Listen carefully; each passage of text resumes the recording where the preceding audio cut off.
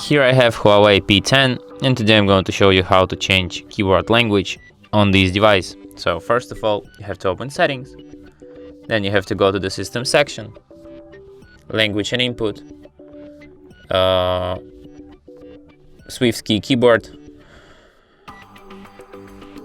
not now, Languages, and here you can add languages. For example, you can access pre-installed languages and select one of these languages. If you haven't found your preferred language here, you can also go to this all languages, but firstly you will need to download them from the internet. I'll just go with the pre-installed one. Let's select, for example, maybe Greek, and as you can see, now I have a Greek layout here. Let's try to write something down in Greek language. And as you can see here, I have my Greek layout. And that's it. Thanks for watching. If you find this tutorial useful, don't forget to hit that like button and subscribe to our channel.